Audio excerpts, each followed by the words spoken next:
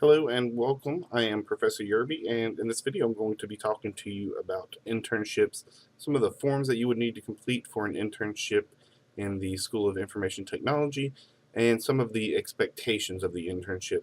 So to get started, to begin, you'll need to go to the mga.edu/information technology website and then browse to the section on internships. All right. And to have your internship begin, you'll need to go through and complete a few forms. The Internship Agreement, the Application and Approval Form, and the checklist is just a checklist to make sure that you've completed everything on these. In these different forms that you'll be able to download, you'll just provide some information about the scope of the internship, things that you're going to be doing, who's going to be your supervisor, who your faculty sponsor is going to be. So if you're watching this video, it may very well be me, Professor Yerby, or it could be someone else. That'll be the main thing that we need to do prior to the internship. As you go through, you'll have a midterm report. Oh, I overlooked the proposal. That will also be in the beginning form where you'll propose the internship. You'll have a midterm report where it's kind of a checkup halfway through to see if we're meeting the goals that we set in the beginning in the proposal and the agreement. And then we can make adjustments as needed. The internships are flexible. We don't always know what real world problems are going to bring. During the other times in the semester, you'll be writing a reflection. You'll be writing a journal. So a program that's currently going on is something called Knowledge at Work. It's part of our QEP, Quality Enhancement Plan. What this means for you is that you can earn additional honors for graduation depending on how many QEP or Knowledge at Work or experiential learning, these are all different things you may hear it called, how many different activities you complete, you could earn bronze, silver, or gold. So if this is your first internship, that can qualify you for the silver level. What you would want to do is go ahead and go to the Knowledge at Work website and complete the bronze level designation. So completing that module online, no cost, go through, complete it, that earns you bronze, and then completing the internship successfully will earn you the silver. All right, so let's talk a little bit more about the reflections. So I'm going to show you two different rubrics.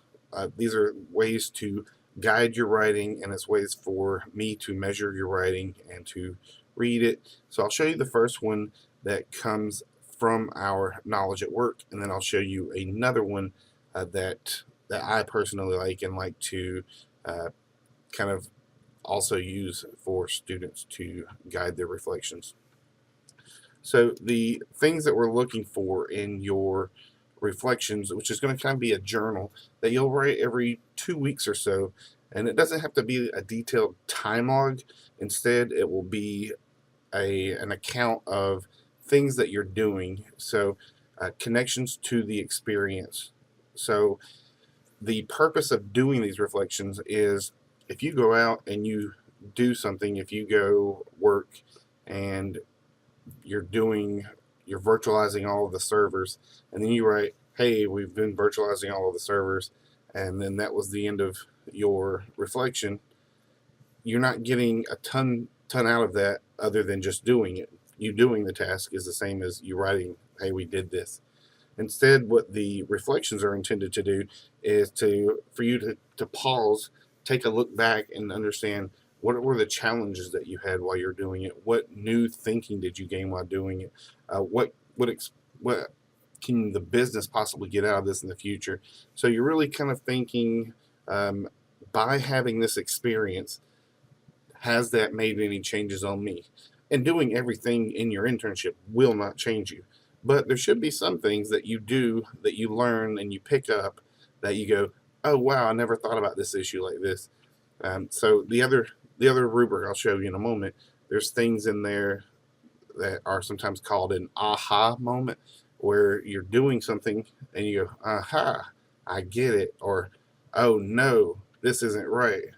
Right? So we're looking for those aha or oh no's or oh my, those moments where you may not realize it while you're in the moment on the job, but doing this reflection and going back and meaningfully thinking about it should create a deeper understanding and should allow you to get more learning and more experience out of doing these internships. All right, so let's continue on here. Connections to the discipline. So does that create are you able to draw conclusions by combining examples, facts, and theories from fields? And so while you're out there working, are you able to say, oh, I see Professor Yerby told me about this a year ago, and it didn't really make sense, or I didn't think I would ever use it, but now I see that this is useful, right? Transfer, again, you're able to use the skills that you have to solve difficult problems. So it's not that you are, where do I click? Okay, click here. It's that you're able to synthesize and you're able to become a fully functioning being and make a difference, right? You're able to problem solve and think critically. And then the reflection self-assessment. So you demonstrate a developing sense of self as a learner, building on prior experiences to respond to new and challenging contexts. So the exemplary, we envision a future self. So that's that part that I really like to see some of that in most, if not all, of your reflections of what can you see the future looking like because of your experience today, right? All right, and so let's bring up the other rubric. This is called the Ward and McCotter. That's who developed it. And this is, again, a reflection rubric. And so this is broken down similarly. The lower level thing is when you're focused on on yourself. Technical is you're focused on a specific task. Dialogic, which would be our level 3, is you're engaging others, and it's a iterative process. We'll go through a quick slideshow here in a moment. And so it's one of the developing levels. And then transformative, you're looking at fundamental questions of change. And then in this one, the 3 areas are focus, inquiry, and change. So in focus, what's the focus on? And I'll give some examples in a slideshow here in just a moment. But the levels that we want to reach are hopefully some of them in this transformative, where we're thinking about, oh, I never thought about that before. Some in the dialogic. These are the 2 harder areas to reach. So you really have to kind of dig into your mind and think about, well, what does this experience mean to me? Right? And it's not that these are bad. Having some routine or technical reflections are certainly not bad, especially since you're going to be writing these, creating a journal for you to look back on, in the future years. And you're like, oh, wow, I can't believe I had that problem. Or, oh, wow, this is neat. I had that problem 10 years ago and that problem still exists. Or, man, I can't believe that was ever a problem for me. All right, so these reflections are going to be self-serving now, and if you want to revisit them later in life, hopefully they'll be self-serving then as well. All right, so next I'm going to look at a slideshow that I found online here, but it kind of goes through that same rubric that we were talking about and gives some examples. All right. So the definition of a reflection is a deliberate thinking about an action with a view to its importance.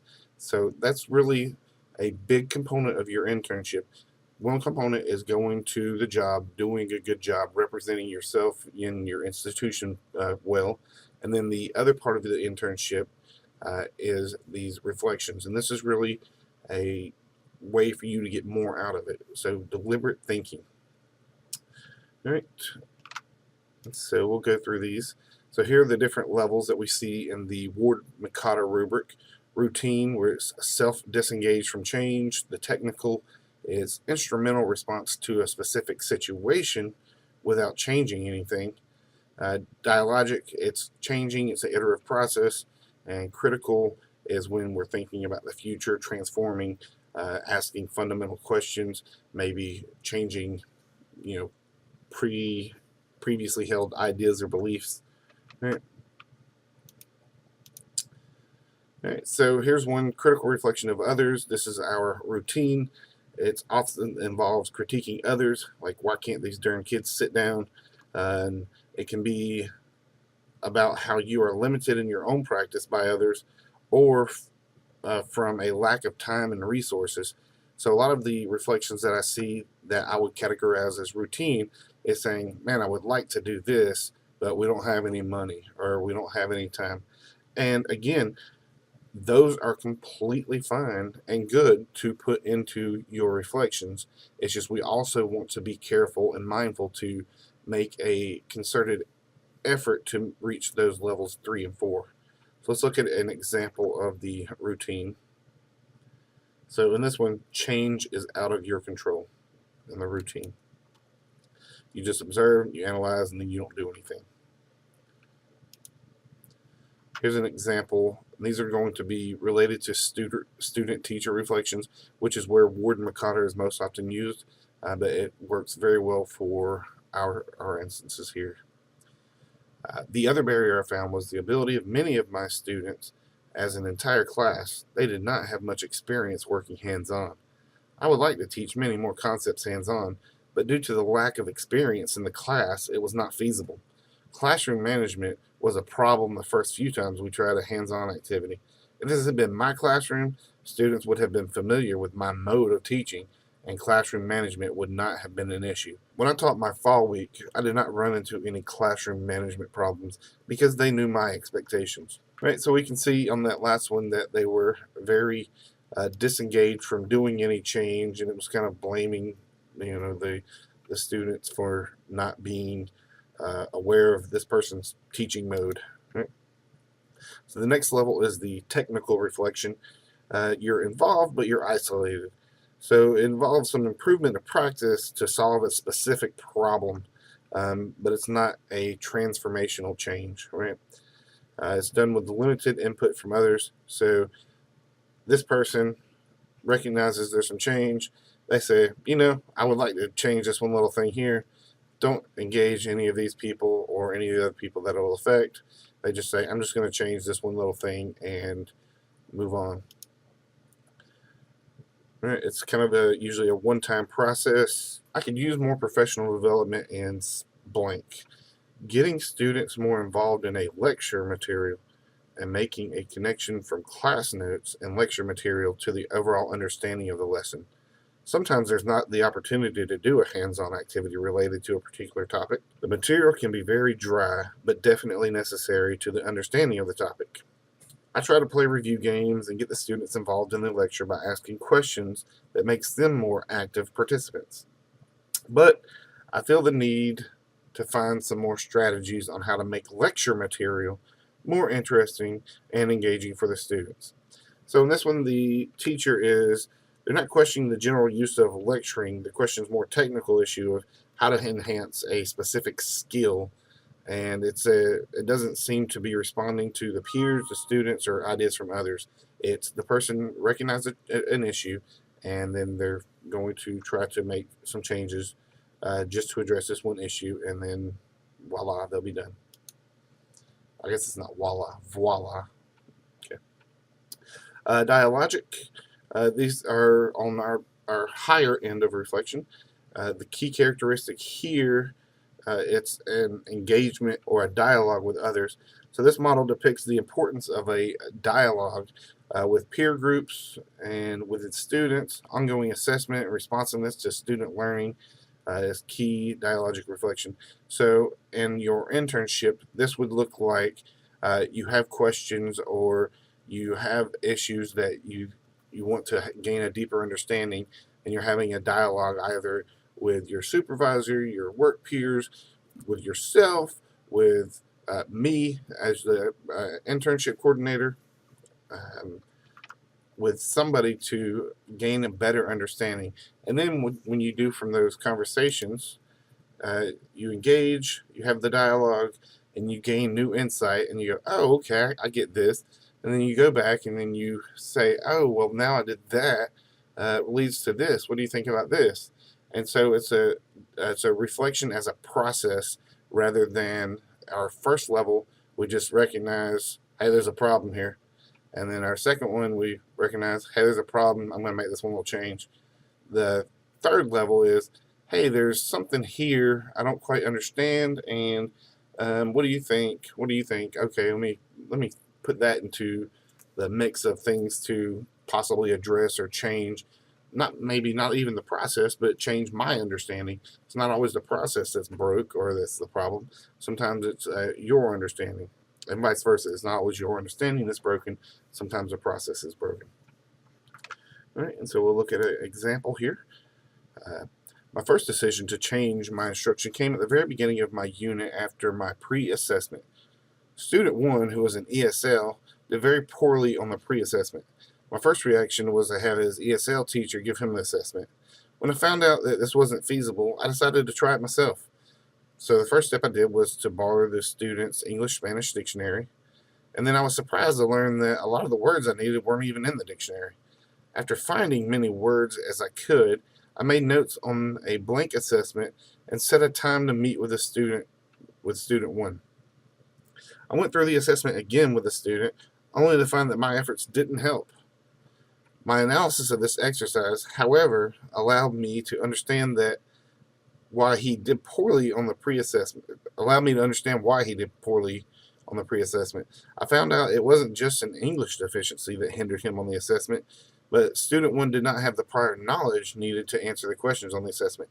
So you can see in this one, the person, again, went through that whole process of, hey, they recognized a problem, they wanted to do something, they found out that wasn't possible, so then they did this, and then they implemented this, and so it was this routine, it was this reflection going through loops of, okay, I'll try this, then I'll do that, and I'll find this, and then at the end they say, this is what I understand at this point.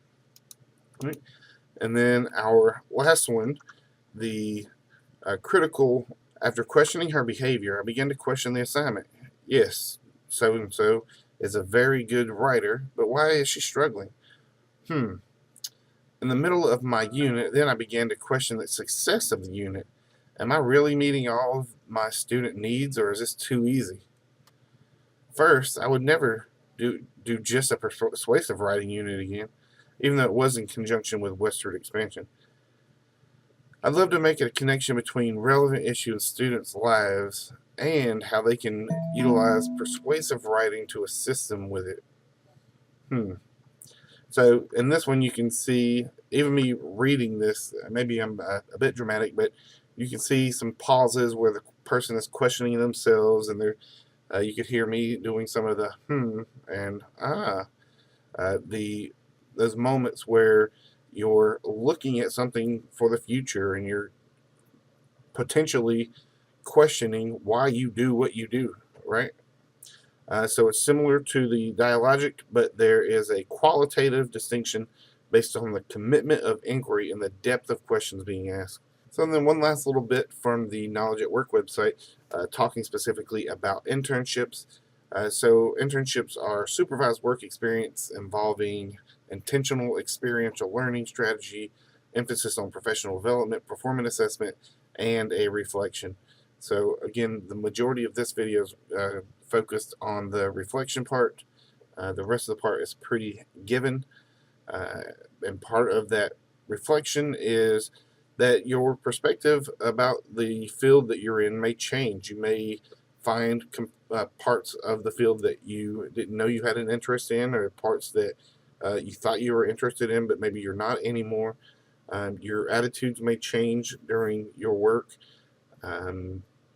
Awareness of the perspective change could help change your future, right? So if doing this activity you learn something new about yourself, something that a skill that you didn't realize that you were so great at, or something that you said, I'm just going to go do this job because this is what I think I want to do, and you take time now when you have this opportunity to do the reflections to slow down and reflect on it, maybe you'll find that that's not what you want to do. So again, I appreciate your time, and I hope this is giving you a good idea of what I'm looking for your internships. Again, we'll be expecting those journals about every 2 weeks, and you can just email that to me directly, and then I'll typically give you some sort of feedback after I read it and then we can just kind of have an ongoing conversation throughout the time of your internship. So thank you for watching this, and have a great day.